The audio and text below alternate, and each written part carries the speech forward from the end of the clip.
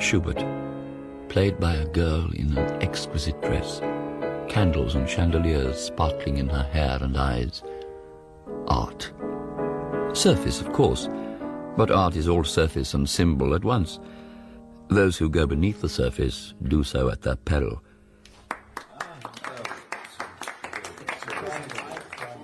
You remember Basil Hallward, the painter whose disappearance some years ago caused such public excitement and conjecture?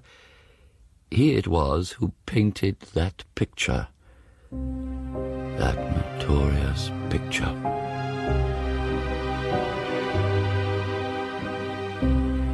The Picture of Dorian Gray by Oscar Wilde. Dramatised for radio by Nick McCarty. With Jamie Glover as Dorian Gray and Ian McDermott as Lord Henry Wotton.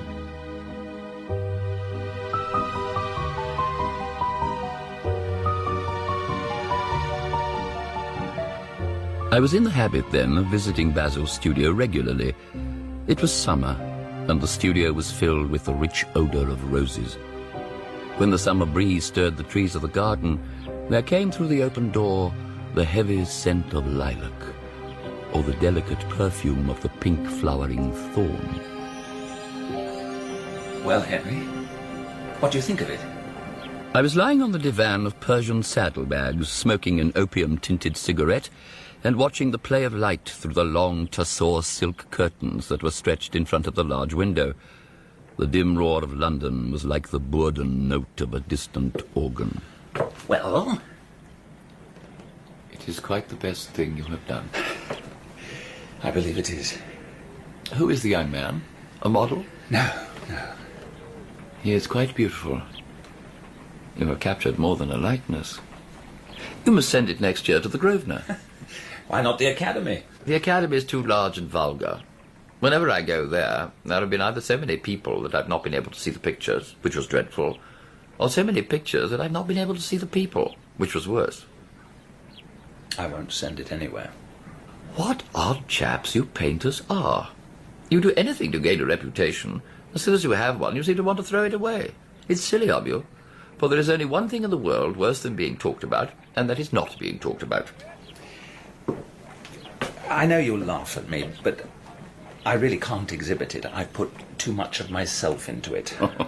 I knew you would laugh. It's true, all the same. I didn't know you were so vain, Basil.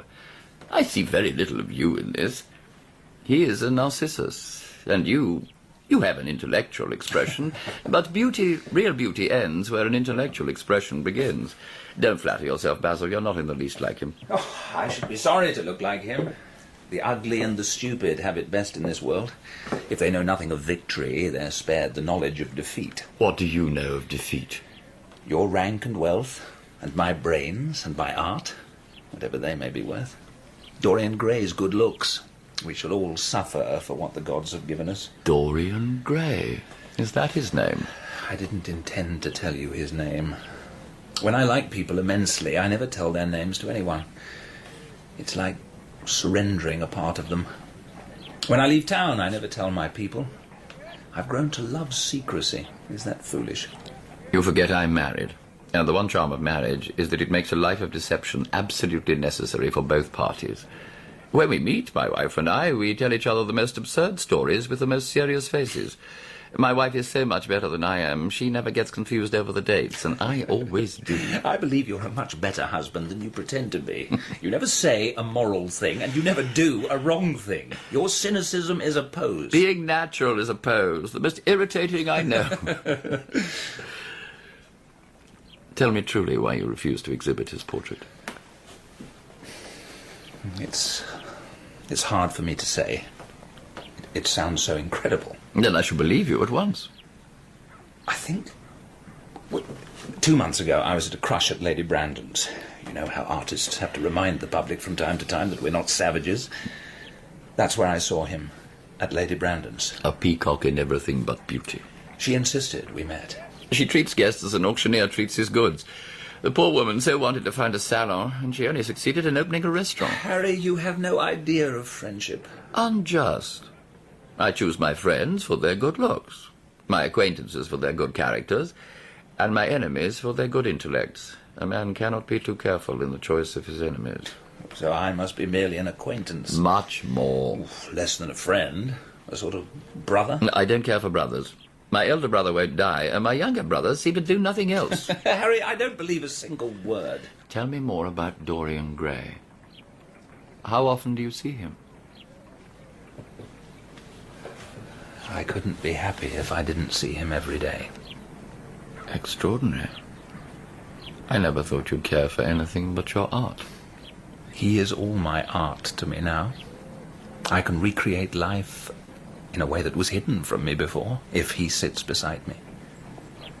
I must meet Dorian Gray. I insist. Harry, I find in him all the loveliness and subtleties of colour and line. I cannot exhibit his portrait because I have put into it some expression of this idolatry. Idolatry? There is too much of myself in it. I cannot bare my soul to the world's eyes. I cannot. Is Dorian Gray fond of you? Why should he visit me if he were not? Come, Basil. Days in summer are apt to linger. There will come a day when you will be perfectly cold and indifferent when he calls, or he will be cold and indifferent to you. He likes me, I know. But sometimes he seems to take delight in giving me pain, as if my soul were a flower to put in his coat, an ornament for a summer's day. I want to meet him. I don't want you to. Mr. Dorian Gray, sir. Are you at home? Fate, Basil, so gloriously predictable. We are both at home, Parker. Dorian Gray is my dearest friend. He has a simple and beautiful nature. Don't spoil him. Don't influence him. The world has many marvellous people in it. Don't take away from me the one person who gives my art whatever charm it possesses. Basil. Oh, I beg your pardon. I didn't know you had anyone with you. Mr. Gray. Dorian Gray? Lord Henry Wotton. He was all his portrait promised. And it was plain to see that poor Basil already bored him.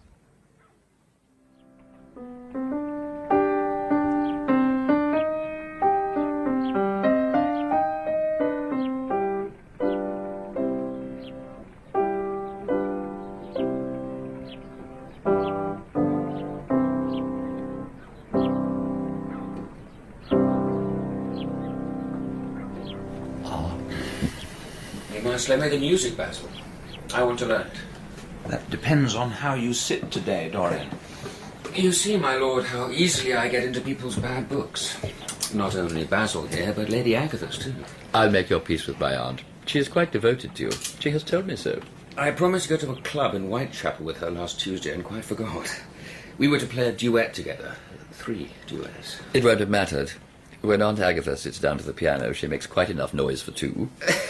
That is very horrid to her and not very nice to me. You're too charming to go in for philanthropy, Mr. Gray. Far too charming. Will you smoke? Harry, I want to finish this picture today. Would you think it rude of me to ask you to go away? Am I to go, Mr. Gray? Please don't. Basil is in one of his sulky moods, and I can't bear him then. If Lord Henry goes, then I shall go too. It is horribly dull standing on a platform trying to look pleasant. Basil, you've often told me that you liked sitters to have someone to chat to. Since Dorian wishes it, of course you must stay. And remember that Lord Henry has a bad influence over all his friends. All his friends, Basil? With the single exception of myself. Is that true, Lord Henry? Are you a bad influence? There is no such thing as a good influence. Fear, shame, terror. These are the forces that drive mankind. The terror of society is the basis of morals, and the terror of God is the secret of religion. It is in the brain only that the great sins of the world take place. You, Mr. Gray, with your rose-red youth and your rose-white boyhood, have had passions that made you afraid, thoughts that have filled you with terror and shame. You bewilder me. Turn your head to the right a little. a good boy. He stood, with a small moo of impatience, as Basil painted away with that bold touch of his. As Basil worked, we talked. Or rather, I talked, and the young man listened. His finely chiselled nostrils and the rebellious curls tangled in gilded shreds. Basil, I need a rest. A drink. Excuse me. I've nearly done. Parker will have put drinks in the garden. I'll finish the detail, and you may come and see the finished work in a few minutes. You must not sit in the sunshine, Mr. Gray. Sunburn would be quite unbecoming. What can it matter? It should matter everything to you. You have the most marvellous youth, and youth is the one thing worth having. I don't feel that, Lord Henry. When you're old and wrinkled and ugly, when thought has seared your forehead with its hideous lines and passion branded your lips with hideous fires, you will feel it then, terribly. Beauty is a form of genius. It cannot be questioned. It makes princes of those who have it, as you do. My lord, listen to me. Time is already jealous of you and will wage war on that youth. You will become sallow and hollow-cheeked and dull-eyed. You will suffer horribly. Don't squander youth. It never returns.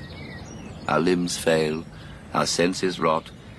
We degenerate into hideous puppets haunted by the memory of the passions of which we were too much afraid and the exquisite temptations to which we had not the courage to yield. Bring your drinks.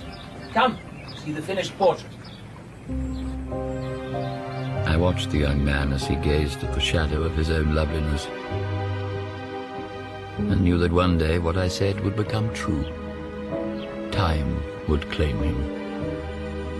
He would wrinkle, grow dull, and be broken and deformed by age.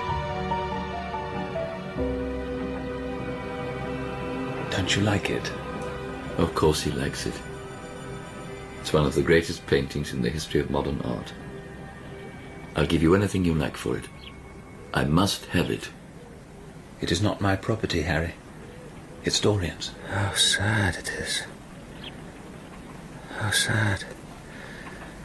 I shall grow old and horrible, but this picture will remain forever young. If only it were the other way around. I should object most strongly to that. I believe, Basil, you like your art better than your friends. How long will you like me? Until my first wrinkle? Lord Henry is right. Youth is the only thing worth having. When I find that I am growing old, I shall kill myself. You mustn't talk like that. I shall never have such a friend as you. I am jealous of everything whose beauty does not die. I am jealous of the portrait you have painted. Every moment that passes takes something from me and gives it to that portrait. Why did you paint it? One day it will mock me horribly. I hate it. This is your doing, Harry. It is the real Dorian Gray. I'll destroy it. I'll not let a picture come between me and my two best friends. I'll cut it to ribbons now. Find the palette knife. No, you shan't.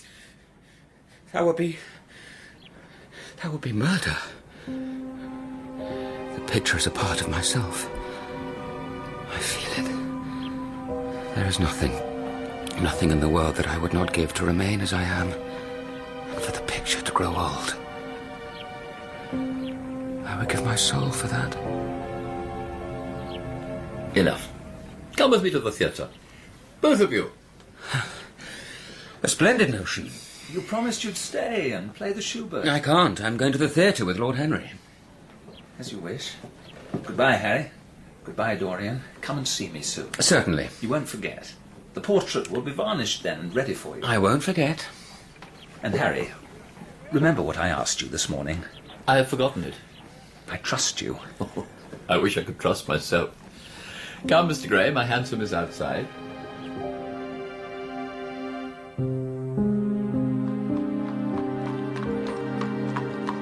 The next morning, I went to see my uncle at the Albany. He would know the pedigree and family of the boy. Lord Fermor sat as usual in a chair by the fire, rough tweeds, on as rough-mannered an old bachelor as ever graced the Albany. Passed over for the embassy in Paris, for which he was supremely well suited by birth, by indolence, and his passion for pleasure. after which he never did another day's work. Money, is it, Harry? It's the usual reason you young dandies come to see their relatives. So damned early, too. Thought you were never abroad till 5. Not money, Uncle George. It's only people who pay their bills who need money. Gray. Dorian Gray. You know his family? Gray. Grandson of Kelso. Son of... My word, my dear boy. Son of Margaret Devereux, who made such a damn fool of herself running off with a penniless subaltern in some foot regiment. Beautiful as she was willful. Proud girl. Ugly story. Tell it. Father sent a man, it was said, some Belgian brute of an adventurer, to insult his new son-in-law. And did more than insult him. Spitted him like a partridge. Hushed up, of course, but Kelso ate his chop alone for a long time after that. Very long time. The child was the soldier's? Of course. Is he good-looking? Moderately. If I'm any judge, he'd be more than moderately good-looking, Harry. And more than moderately well-off. Not of age yet, is he? No, can't be. His mother was a wonderful woman. Could have had any man she wanted. Carrington went on his knees to her and she laughed in his face. Spirit, you see. Kelso brought her and the child home from Spa and took her to the country. They say she never spoke to him again. Not one word. Wonderful girl. Spirited. Don't find 'em like that any longer. All Americans and meat packers' daughters, not stayers.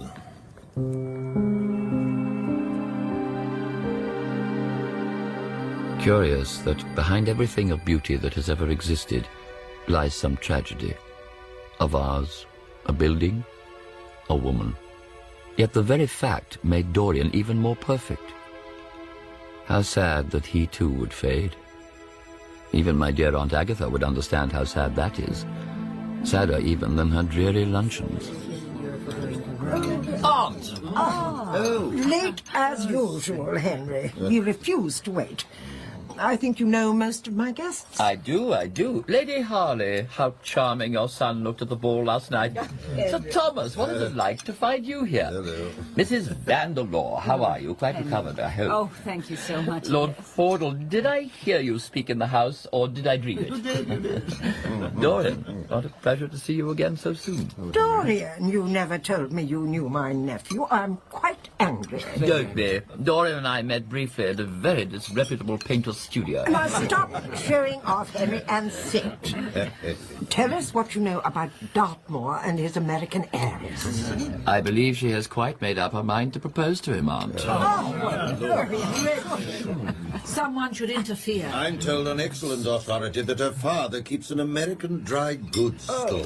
Well, my uncle suggests he may be a pork packer. Now, what exactly are American dry goods? American novels. Henry, wicked man. Take no notice of him, Mrs. Vanderlaw. He never means anything he says. They say good Americans go to Paris when they die. Where do the bad ones go? America? Horrible, you obey. He intrigued me, sitting there so watchful, smiling a little, glancing across the table from time to time, and occasionally crossing swords. I couldn't possibly agree with that. Oh, indeed. Dorian, I can stand brute force, but brute reason is quite unbearable. It's unfair, hitting below the intellect. I am vexed with you, Harry, for trying to persuade Dorian not to play in Whitechapel. They won't miss him, Aunt. His friends will. Anyway, the less said about the dark side of life, the better. The problem of the East End is very important. Quite so. It is the problem of slavery, and we try to solve it by amusing the slaves. You are a very naughty boy, Henry. Do you ever see that wife of yours? Often. At her father. This conversation's becoming too depressing. Aunt, I must leave you. Dorian, had you forgotten? Supper, and before that, a turn in the park.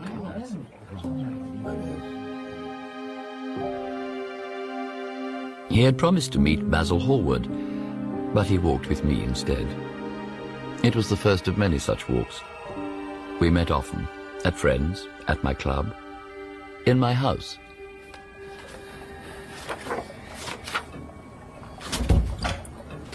Harry, how late you are. I'm afraid it is not Harry, Mr. Gray. I beg your pardon. I thought... You thought it was my husband. The past 4 weeks, he has rather monopolized you. You see, I know who you are. I know you quite well already by the 17 photographs my husband has. Not 17. 18, then. And I saw you at the opera the other night.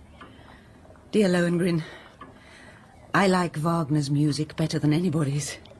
It is so loud, one can talk the whole time without anyone hearing what one says. A great advantage, don't you think? If one hears bad music, it is one's duty to drown it in conversation, Lady Henry. Yes, as Harry says. I always hear Harry's views from his friends. It is the only way I get to know of them. Harry. My love. So sorry I'm late, Dorian. I went to look after a piece of old brocade in Wardour Street and had to bargain for hours. Nowadays, people know the price of everything and the value of nothing. Dorian, come. The library. Goodbye, Mr. Gray. Harry, perhaps I shall see you later at Lady Thornbury's? I shouldn't be surprised, my dear. Never marry a woman with straw-coloured hair, Dorian. They are so sentimental. I like sentimental people. Never marry at all. Men marry because they're tired, women because they're curious. Both are disappointed. I'm unlikely to marry. Really? And why is that? I'm too much in love. That is one of your aphorisms, Harry. With whom are you in love? Her name is Sybil Vane. Never heard of her. No one has. They will do. She is a genius. My boy, no woman is a genius. Women represent the triumph of matter over mind, as men represent the triumph of mind over morals. How long have you known your genius? About 3 weeks. It was your fault. After first meeting you, I was filled with a wild desire to know everything about life. As I lounged in the park or strolled down Piccadilly, I used to watch everyone who passed me with mad curiosity. I had a passion for sensations. I determined to go in search of an adventure. An adventure? One evening, as I wandered into a labyrinth of grimy streets, I passed an absurd little theatre, all flaring gas jets and lurid playbills, and in front of the doors a hideous man in a gaudy waistcoat and an enormous diamond in the centre of a soiled shirt. Have a box, my lord. Only a guinea to be transported, my lord. Transported by the Bard of Warwick. Only a guinea for a private box, my lord. It be a poison which the friar subtly has ministered to have me dead, lest in this marriage he shall be dishonoured because he married me before to Romeo. It was Romeo and Juliet. You are not to laugh, Harry. Romeo was a stout gentleman with corked eyebrows and a figure like a beer barrel. Mercutio had friends in the pit. He played them in low comedy. Then, imagine, Harry, a girl, hardly 17 years old, with a little flower-like face, a small Greek head with plaited coils of dark brown hair, eyes dark, velvet, lips like rose petals. Beauty, Harry. Real beauty. And in the pit they ate oranges and nuts and drank beer, no doubt. You're laughing. It's horrid of you. I have seen Sybil dying, sucking the poison from her lover's lips, seen her wandering the forest of Arden, watched her disguised as a pretty boy, seen her mad and innocent. Harry, why didn't you tell me that the only thing worth loving is an actress? Because I have loved so many of them, Dorian. Tell me, what are your actual relations with Sybil Vane? Harry, she is sacred. It is only the sacred things which are worth defiling. Why are you annoyed? She will belong to you one day. In love, one begins by deceiving oneself and ends by deceiving others. Methinks I see my cousin's ghost seeking out Romeo, that did spin his body upon a rapier's point. Stay! Tybalt! Stay!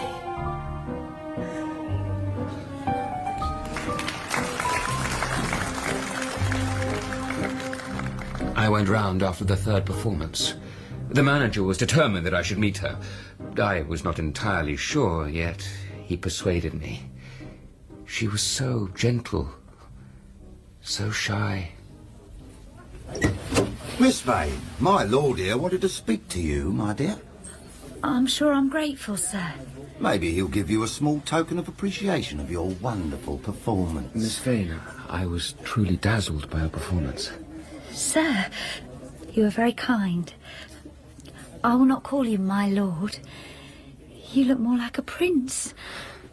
I must call you Prince Charming.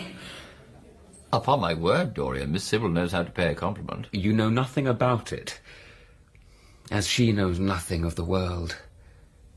She regards life as another play. She lives with her brother, who is going to find his fortune in Australia. An honest enough boy, I suppose. As is her mother, a faded, sad-eyed woman who, no doubt, has seen better days. Depressing. I have been every night since. And neglect your friends. Dine with me tonight. I can't. She is Imogen tonight, and tomorrow Juliet again. I worship her. I want you to come and see her act. She must play a West End theatre. I will see she does. Bring Basil, if you like. Very well.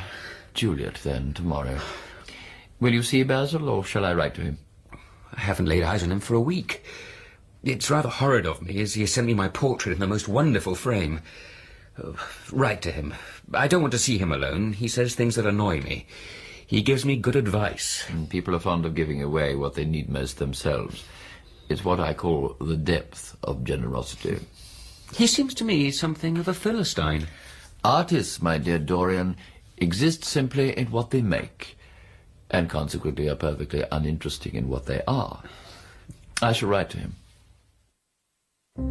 I went home late that evening. I had sat for much of the time in the window of my club and thought of Dorian, of how the purely sensuous instinct of boyhood becomes changed by imagination. I found a telegram waiting on the hall table.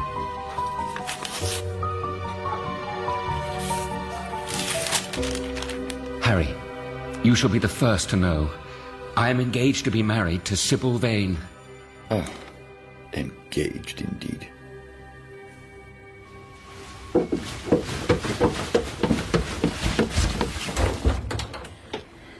Mother, Ma, I'm so happy. Sybil, my dear, you've always told me the only place you were happy He was gives me walking such a the feeling of green. being, I don't know, alive, real.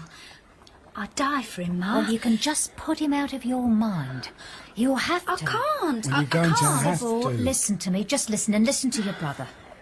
Mr. Isaacs has advanced us £50. £50, and got us out of debt. He's been good to us. £50 and he owns me for 3 years of my life. I won't do it. You have to do it. For me, for your brother. I'm sorry. I'm ashamed to bring him here. To show him how we live. And if he loves you, what'll he care about where you live? You know we owe that money. Jim, tell your sister. Tell her. Oh, she won't listen. The only person she'll listen to is that prinked-up dandy. Jim, you don't even know his name. I'm not happy about this, Sybil. When Jim's in Australia, there'll just be the two of us. Now you talk of going off. What happens then? Prince Charming has plenty. He'll be happy to look after you for my sake. Oh, Jim, tell her. Tell her, you old bear, to be happy. Like me. I want everyone to be happy. We know you do, love. I want to talk to you. Come out for a walk, Sybil. I should like that, Jim. 2 minutes.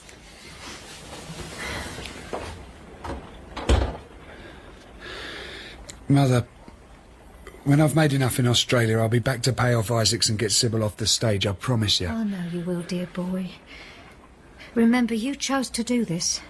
I hope the seafaring life will be what you truly want. Look, Ma, we've turn been up the through this chance already. of mixing in society as a solicitor for going to sea. It's beyond me.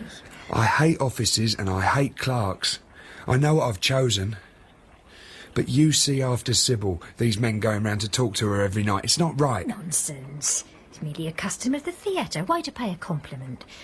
The young man in question's polite enough. The flowers he sends are lovely. You don't even know his name. Well, he's a gentleman. Well, he looks aristocracy, I must say. Looks, Ma. Appearances, Ma. Illusions. What she deals in every night. It's what you know, not what you think you know. They make a charming couple. It's happened before, Jim.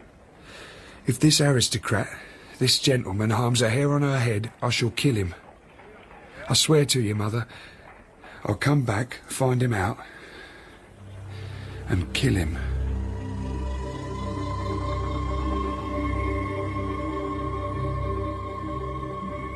And the gigot of lamb, and before that, quails. And with the lamb, champagne. Will that suit Basil? Indeed it will. Is Dorian coming to dine? I wanted a word before he came. I suppose you've heard the news. Thank you, Jules. Tell the cook we'll want it in half an hour. We're waiting for another guest. If it's politics, I'm not interested. Not a person in the Commons worth painting, save with whitewash. Dorian is engaged to be married. Impossible. Impossible. To an actress. It's perfectly true. He's far too sensible, Harry. He's far too wise not to do foolish things now and again. You can hardly marry now and again. Except in America.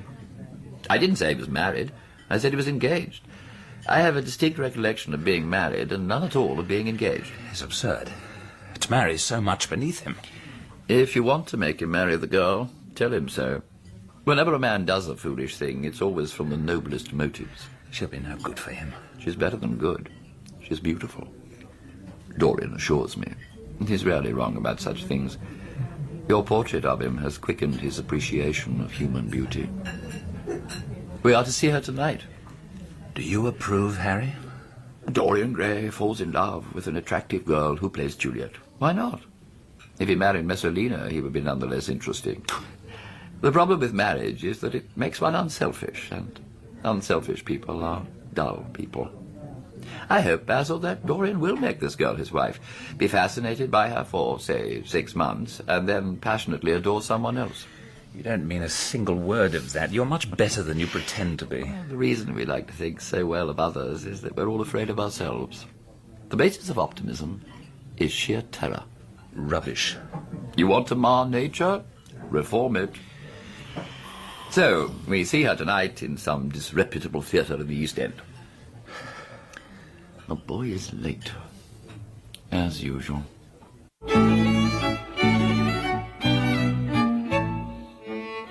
The theatre's fat manager met us at the door, beaming an oily, tremulous smile. It was as if we had come to meet Miranda and found Caliban. The house was crowded that night. The heat was oppressive, and the sunlight flamed like a monstrous dahlia with petals of yellow fire. Beneath us in the pit, youths lounged and yawned and shared their oranges with the tawdry girls who sat beside them. What a place to find one's divinity in. You may smile, Harry. You may even mock the idea of my loving this girl. She trusts me implicitly. Her touch changes me. A look from her changes me. Those fascinating, delightful, poisonous theories of yours, they're all wrong. She is divine. You shall see. And when she first stepped onto the stage, she did indeed look divine. She drew gasps of admiration even from the beasts swarming in the pit. Dorian gazed at her, motionless. Charming. Charming. She is delightful, Dorian. Quite delightful. These common, coarse people become quite different when she is on stage. They sit silently and watch her. They weep, they laugh as she wills them. One feels they are of the same flesh and blood as oneself. As oneself? Oh, I do hope not. Fain would I dwell on form, fain deny what I have spoke. But farewell, compliment. Dost thou love me? We watched this divine creature as she played the scene. We heard a voice artificial in tone and strained in delivery. We saw mechanical gestures and unconsidered movements. Basil and I watched our dear friend while he watched the object of his love, and we pitied him. All about the house the audience grew restive, yet Dorian stared unseeing at the puppet on the stage below. Poor Dorian. In truth, fair Montague, I am too fond, and therefore thou methinks my haviour light. Dorian's face grew pale as he watched her. Her acting was absurdly superficial. She overemphasized everything. Beautiful passages of verse were declaimed with the painful precision of a schoolgirl. She moved listlessly and without purpose about the stage. She was a complete failure, as everyone, even Dorian, could recognize. She is beautiful, Dorian, but she cannot act. Let us go. I will see the play through. I'm awfully sorry that I've made you waste an evening, Harry. I apologize to you both. My dear Dorian, I should think Miss Vane was ill. We will come some other night. I wish it were illness. But she is cold. Entirely changed. Last evening she was a great artist. Now she is commonplace. Mediocre. Dorian, come with us. No need to grieve. You wouldn't want your wife to act, after all. So what does it matter if she plays Juliet like a wooden doll? She's very lovely. And if she knows as little about life as she does about acting, she will be a delightful experience. Go away. Please. Just go.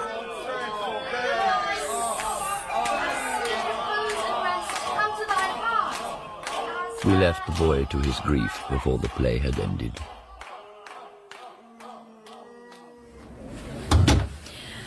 Dorian. Oh, my dear, how badly I acted tonight. It was dreadful. You have no idea how I have suffered. But surely you understand. You do understand. Understand what? Before I knew you, acting was the one reality of my life. One night I lived Portia, the next Rosalind. Beatrice's joy was my joy, the sorrows of Cordelia were mine also. I knew nothing but shadows, and I thought them real. Then you came, my love, and taught me what reality was. No. I saw tonight how shallow it all was. Dearest Dorian, I cannot play at being in love when I know what it truly is. You have killed my love. Dorian? No. You stirred my imagination. Now you don't even stir my curiosity. I loved you because you were marvellous. A genius because you gave shape and substance to the shadows of art.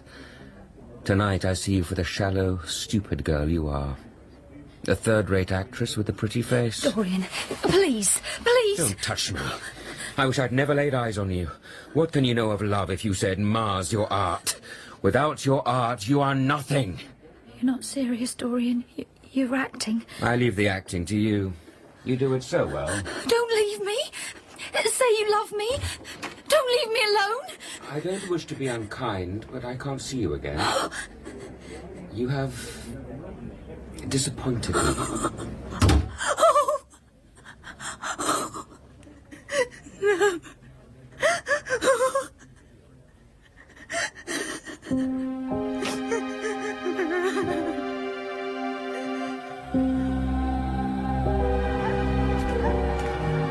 Are you looking for trade, dearie? Only a tenner.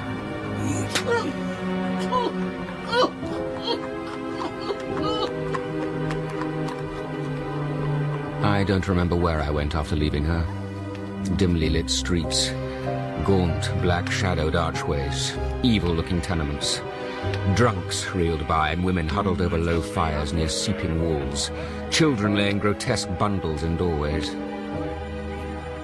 As dawn came, I found myself near Covent Garden. The market was waking. Huge carts rumbled slowly down the polished streets. The air was heavy with the perfume of flowers. Cherries! Have some on me, mate! Porters lay asleep on piles of sacking. Iris-necked pigeons ran about picking up seeds. I hailed a cab and returned home. The sky was pure pearl. Thin smoke rose from the chimneys opposite. I turned off the jets burning in the Venetian lantern that hung in the hall, threw my hat and cape on the table, and passed through the library towards the door of my bedroom. The portrait Basil had painted stood beside the bedroom door. Light seeped on the painting through the red velvet curtains. I glanced at it dismissively, then something drew me back. I looked at it again in the full early morning light. I saw then what I'd half expected to see in my own mirror. It was changed, not I. So small a change, and yet I saw it. There were lines where once my skin had been smooth, lines about the mouth and eyes. And then I remembered what I had said those weeks ago when it was finished. How there was nothing. There is nothing in the world that I would not give to remain as I am, for the picture to grow old. I would give my soul for that. My soul. No. Dear God. No. No! I searched then for a hand mirror and looked again at my own face. Smooth, untroubled, unlined. Yet in the image Basil had made, the set of lines about the mouth were tight, cruel. It wasn't possible, and yet... Had I been cruel to Sybil? If so, it was no great matter. Women are better able to bear sorrow than men. She was nothing to me now. Nothing. Yet the picture... It seemed to hold the secret of my life. I'd dared to love my own beauty. I admit as much. Would it teach me to loathe my own soul? It's the light. I'm tired. Nothing's changed. Nothing. I'll go and see the girl. Make amends. Yes. Give up Harry and his poisonous little theories. That's what I'll do tomorrow. But first, sleep. Cover the picture. Up early. Hide it. It's nothing but a trick of the light. I'm so tired. Dorian, I insist on seeing you. Go away, Harry. Go away. I'm writing a letter to you. I left instructions. A letter? I've quite decided never to see you again. Dorian, I'm very sorry for it all, but you must not blame yourself. You saw her, didn't you, last night, after the play was over? Sybil? Yes. I felt sure you had. Did you make a scene with her? I was perfectly brutal, Harry. But it's all right now. It has taught me to know myself better. I'm so glad you take it that way. I was afraid I'd find you plunged in remorse. I'm through all that. I now know what conscience is. It's not what you tell me. It's the divine in us. I want to be good. I can't bear the idea of my soul being hideous. A charming artistic basis for ethics, Dorian. I congratulate you on it. And how do you propose to begin? By marrying Sybil Vane. But, my dear Dorian... She is to be my wife. But didn't you get my letter? I sent it over by my own man. I have not read it yet. I didn't want to. You cut life to pieces with your epigrams. You know nothing, then? Nothing? Dorian, don't be frightened. My letter was to tell you that Sybil Vane is dead. It's not true. It's a lie. How dare you say that? It is quite true, Dorian. It's in all the morning papers. There will be an inquest, of course. You must not be mixed up in it. Things like that make a man fashionable in Paris, but in London people are so prejudiced. What happened? Tell me what happened. They say she swallowed something. A mistake, of course. Something they use in theatres, prussic acid or white lead, or just very quick. Prussic acid, I should think. Harry, dear God. Yes. Yes, of course, it's very tragic. According to the Standard, she was 17. She looked younger than that. She knew so little about acting. Come with me to the opera tonight. Everybody will be there. I've murdered Sybil Vane. What shall I do? There is nothing you can do. Ignore it. You have no idea of the danger I'm in, Harry. There is nothing to keep me straight. She would have done that for me. If you married this girl, you would have been wretched. The only way a woman reforms a man is by boring him so much that he loses all interest in her. The whole thing would have been an absolute failure. Why is it that I can't feel this tragedy as much as I want to? What has really happened, Dorian? Someone has killed herself for love of you. I wish that I had ever had such an experience. It would have made me in love with love for the rest of my life. She had no right to kill herself. It was selfish of her. I assure you, Dorian, most women can sell themselves for a lost love without dying for it. Some wear sentimental colours. Never trust a woman who is fond of pink ribbons. Others fling their conjugal felicity in your face, yet others turn to religion. Nothing makes one so vain as being told one is a sinner. Sybil Vane chose another, more surprising way. That's all. I was terribly cruel to her. Women appreciate cruelty more than anything. They have wonderfully primitive instincts. Dorian, don't waste tears on Sybil Vane. She was less real than the part she played. Harry, you have explained me to myself. You said something I felt but was afraid to say. We won't talk of it again. It has been a most marvellous experience. That's all? That's all. I wonder if life still has in store anything as wonderful. There is nothing that you, with your extraordinary good looks, will not be able to do. Suppose I become haggard and old and wrinkled. Then you would have to fight for your victories. Now, dress and we'll drive down to the club. I think I shall join you at the opera. I feel too tired to eat anything. You've been such a friend to me, Harry. Thank you. Our friendship is only beginning. At 9, then. My sister's box on the grand tier.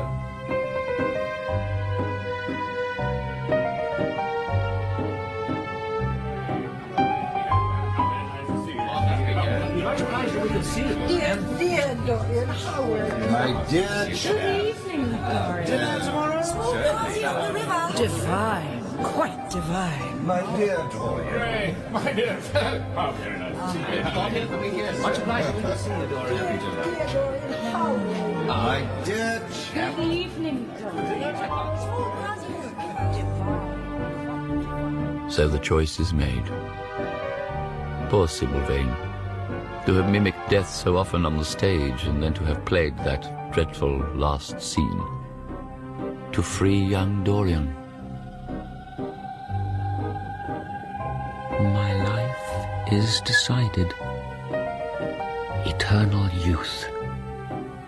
The picture does that for me.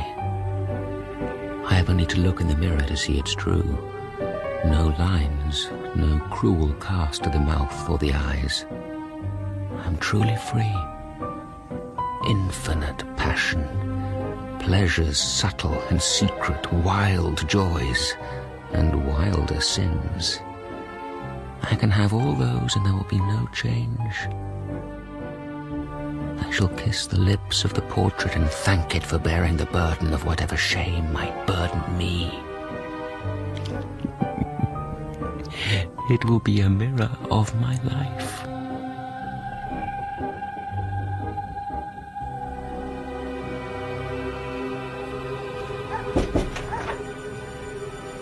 I was disappointed not to find you at home last night, Dorian. Someone said you were seen at the opera. I gave the lie to that, of course. But Basil, I was there. Harry's sister, Lady Gwendolen, was there too. Perfectly charming she is. You went to the opera? And the woman you loved still lying in some sordid lodgings? You talk of other women being charming and the girl not yet in the quiet of her grave. Do stop it, Basil, stop. What's past is past. You called yesterday the past. Time has nothing to do with it. A man who can master himself can end a sorrow as easily as he can invent a pleasure. I don't want to be at the mercy of my emotions. I want to use them, enjoy them, dominate them. That's horrible. You talk as if you had no heart, no pity in you. It is all Harry's influence, I see that. I owe a great deal to Harry. More than I owe to you. You only taught me to be vain. Now what do you want? The Dorian Gray I used to paint. Good heavens, man, Sybil Vane has just killed herself. Indeed so. At least it wasn't a vulgar accident. Her death has all the pathetic senselessness of martyrdom. I suffered immensely. Then it passed away. You came to console me and feel angry because I don't need your consolation. I came to comfort you. I won't mention it again, if you'd rather. But your name will be dragged into it. The inquest. The mother. She only ever knew my Christian name. I must commission you to make a drawing of Sybil. I should like something of her more than the memory of a few kisses and some pathetic words. I will try to do something. If you will come and sit for me, please. I can't get on without you. I can never sit for you again, Basil. Impossible. But why? Don't you like the portrait? It's my best work. Where is it? Have you put it in another room? I was sure it was in here. Is it behind the screen? Don't. If you move that screen, if you look at that portrait again, I swear our friendship is over. Everything will be finished between us. But I want to exhibit the picture in Paris. I will not allow it. No one shall see the picture. But Dorian... Never! Say at least that you will sit for me again. Impossible. I can't explain it to you, Basil. There is something fatal about your picture. It has a life of its own. I will come and have tea with you, that I can promise. But you must never ask me to sit again. Nor to see the portrait.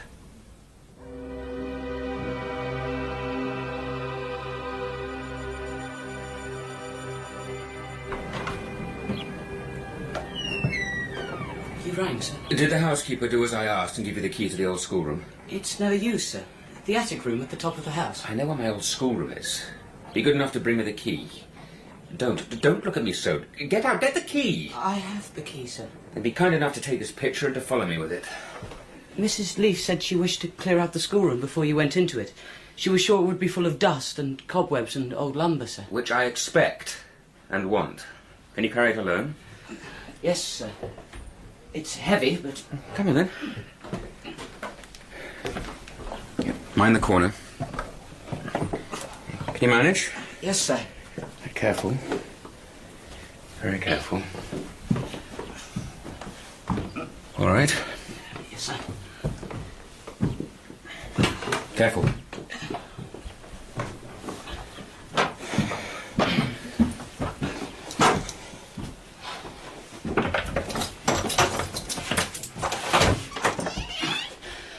Good.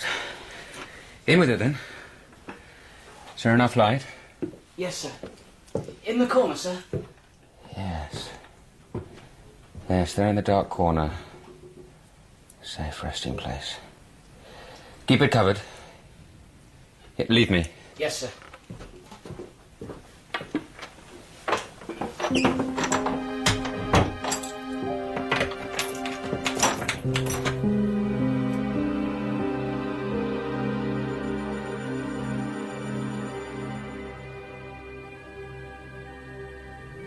Did you see the notice in the St. James this evening? I don't believe I did. The inquest. Sybil Vane. Death by misadventure, it seems. Her mother was much affected. And I have no wish to be Harry. None whatsoever. I spent the afternoon reading that book you sent me. I was fascinated. More wine? I thought you'd like it. I didn't say I liked it, Harry. I said it fascinated me. Oh, so you've discovered the difference. I'm so pleased.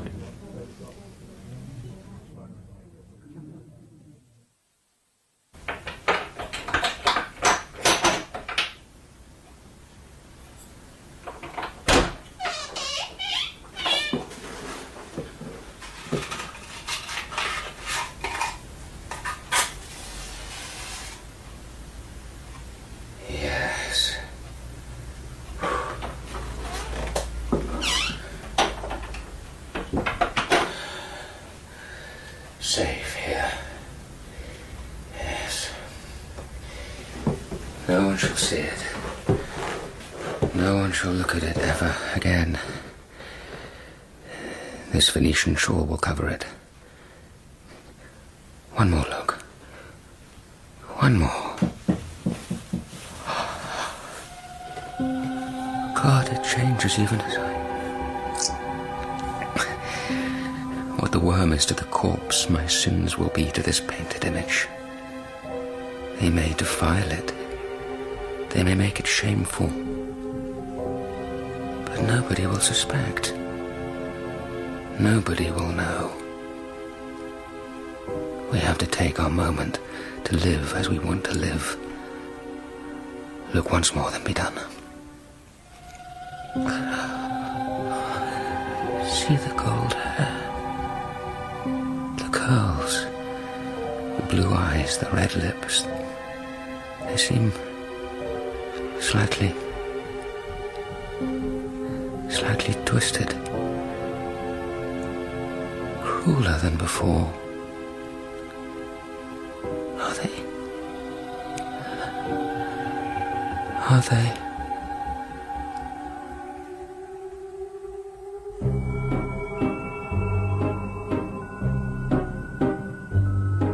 In the first part of The Picture of Dorian Gray by Oscar Wilde, dramatised for radio by Nick McCarty, Jamie Glover played Dorian Gray, Ian McDermid, Lord Henry Wotton, and Stephen Pacey, Basil.